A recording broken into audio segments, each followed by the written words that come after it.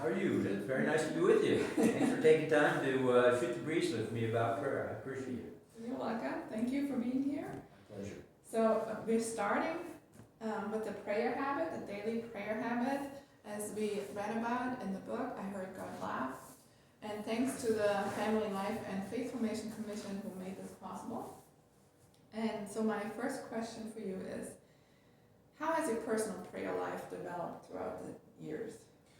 Well, that's a good question because I've got a lot of years to have it develop. I've been around for, this is my 75th year. Yeah. So I would assume that one of the ways that you could say that it's developed, I think probably early on in my life, it was, if you will, more mechanistic, more formulaic. And as I've grown older, I think it's much more, it's calmer, more reflective, and if you will, more personal rather than just reading prayers.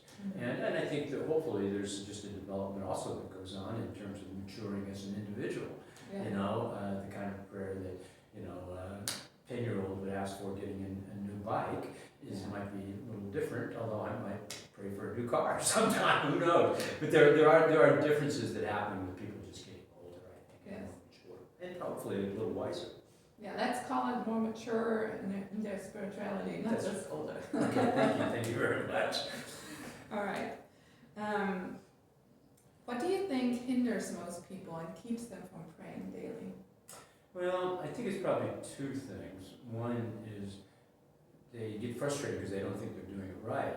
And to some extent, you're not going to get prayer wrong. Really, even somebody might say, it's wrong to pray for a new bike. Yeah. I don't think that's true. I think we need to contextualize that, and and we need to, if you will, appreciate the word, have a more mature approach to that. But to some extent, it's just being honest with God. So I think some of it is feeling, I can't do this.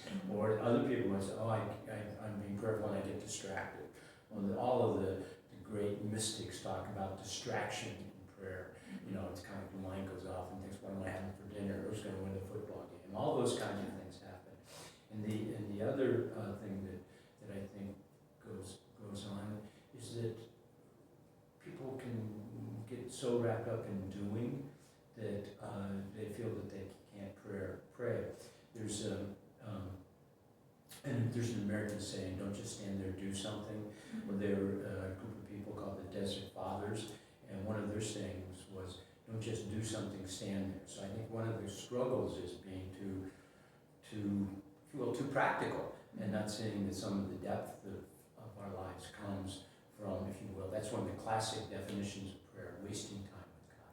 Yes. So Matthew Kelly calls it timelessness with God. Timelessness with God. So, and he also says, he said, don't just ask for things. It's okay, because every child would ask their father for something, but also ask what God wants. So there should be a balance. Would you agree? Yeah.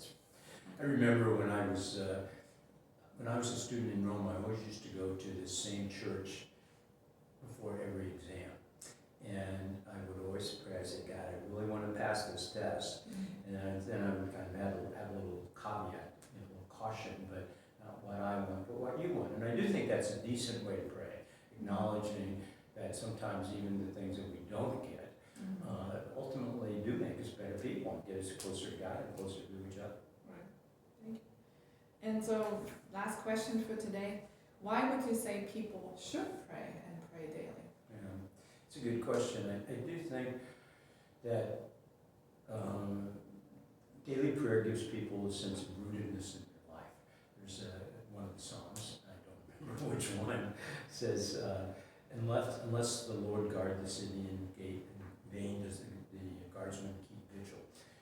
Unless the Lord build the city, in vain does the builder construct.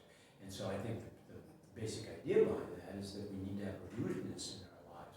And I do think if we are prayerful people, then there is a sense that we have a foundation in our life to move forward. And quite honestly, on the days that I am not a prayerful enough person, I always feel that I'm not as present to the people in situations as pleasure, thank you.